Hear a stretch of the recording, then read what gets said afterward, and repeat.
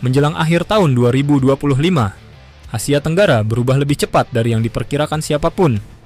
Kekuatan militer di kawasan ini tidak lagi sama seperti 5 tahun lalu. Ada negara yang melompat jauh di depan, ada yang terseok-seok mengejar, dan ada yang diam-diam membangun kekuatan yang tidak pernah mereka pertontonkan ke publik.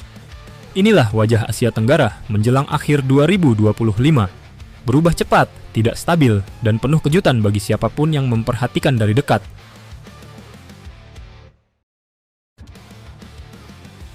Singapura, sunyi, mahal, mematikan. Singapura tetap menjadi negara paling tenang, namun paling berbahaya di Asia Tenggara.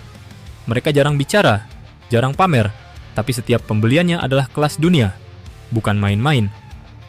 Pada akhir 2025, beberapa pondasi kekuatan Singapura semakin menguat.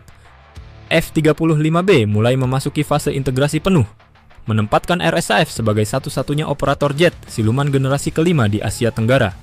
Dampaknya sangat besar. Singapura kini punya kemampuan serang presisi, penetrasi jaringan pertahanan udara, dan misi taktis yang jauh lebih canggih dibanding tetangganya. Di laut, proyek Multi-Role Combat Vessel (MRCV) terus berjalan, kapal perang generasi baru yang dipersiapkan untuk induk operasi tanpa awak, peperangan permukaan, hingga peperangan elektronik. Ditambah armada Poseidon P-8A, Singapura bahkan memiliki kemampuan anti kapal selam yang lebih canggih dibanding banyak negara yang jauh lebih besar. Singapura tetap kecil, tetap sunyi, tapi justru karena itulah mereka yang paling siap bila konflik regional benar-benar membesar.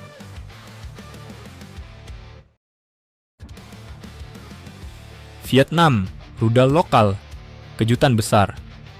Vietnam menjadi salah satu negara yang tumbuh paling konsisten, bukan dengan membeli alutsista mahal dari luar, tetapi dengan membangun industri pertahanan lokal yang makin dewasa.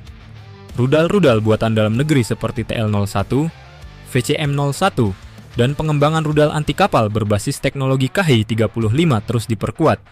Produksi drone tempur, sistem artileri roket, dan radar domestik juga menunjukkan bahwa Vietnam ingin mengurangi ketergantungan luar negeri. Mereka mungkin tidak punya F-35 atau frigat super modern, tetapi Vietnam punya filosofi Build what you fight with.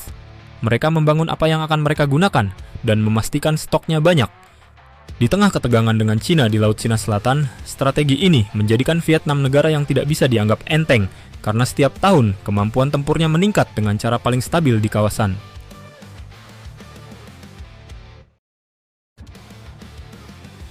Filipina, gaspol modernisasi sebelum konflik membesar. Filipina mungkin yang paling agresif di tahun 2025. Tekanan dari Laut Cina Selatan membuat mereka berlari, bukan berjalan.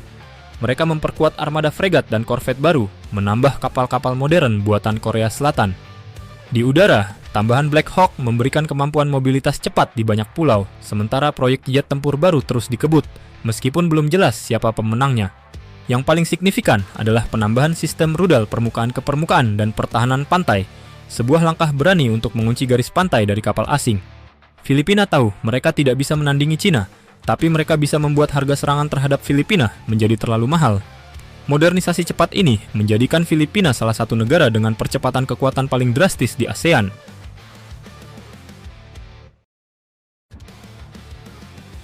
Thailand dan Kamboja, konflik yang sudah pecah.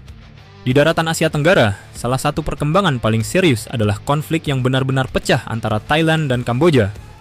Ini bukan lagi adu klaim atau manuver politik.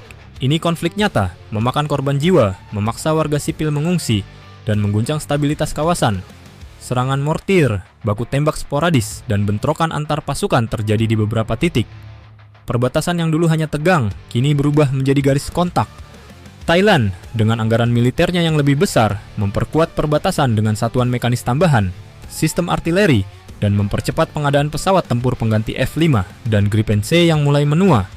Di sisi lain, Kamboja memperkuat diri dengan drone ASR, roket darat ke darat, dan bantuan teknis dari beberapa pemasok asing untuk meningkatkan kapabilitas mereka. Belum menjadi perang besar, tapi cukup untuk mengubah dinamika ASEAN.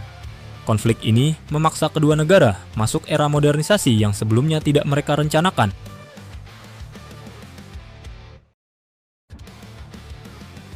Malaysia, terjebak proyek lama, mencari nafas baru. Malaysia berada dalam situasi yang lebih rumit.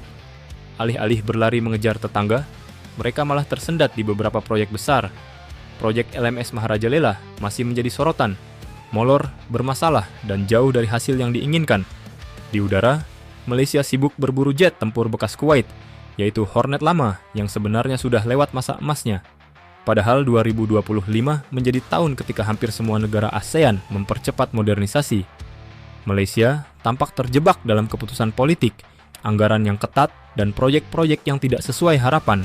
Mereka tidak melemah, tapi mereka tidak bergerak cepat. Dan dalam konteks ASEAN yang semakin panas, ini bisa jadi risiko jangka panjang.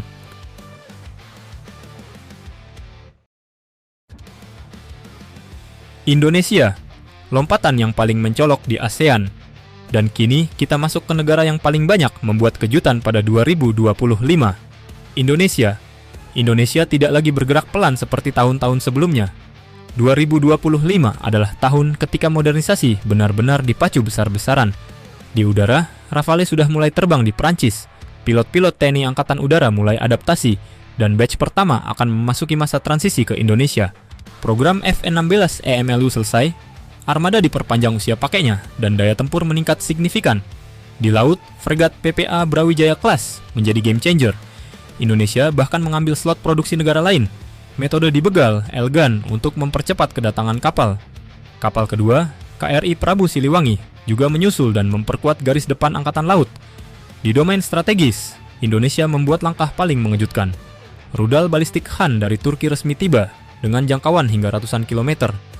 Ini menjadikan Indonesia satu-satunya negara ASEAN yang mengoperasikan sistem balistik modern dengan mobilitas tinggi.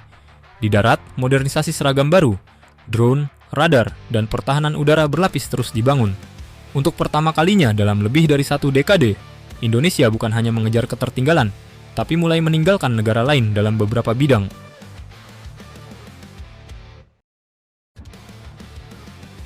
Negara-negara kecil ASEAN, perubahan senyap.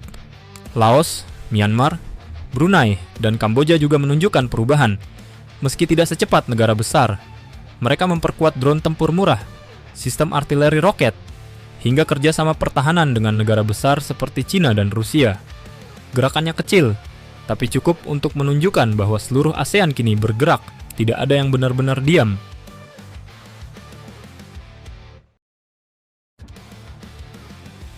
Menjelang akhir 2025, Asia Tenggara bukan lagi kawasan yang stabil dan datar seperti dulu. Setiap negara berjalan dengan ritmenya sendiri. Ada yang berlari, ada yang merangkak, ada yang naik kelas, ada yang tertinggal. Dan jika pola ini terus berlanjut, maka dalam 5 tahun ke depan, ASEAN akan memiliki peta kekuatan baru yang sangat berbeda dari hari ini. Pertanyaannya, siapa yang akan memimpin dan siapa yang akan ditinggalkan? Terima kasih telah menonton. Jika ada analisa dan data kami yang keliru, silahkan sampaikan di kolom komentar. Sampai jumpa di analisa berikutnya.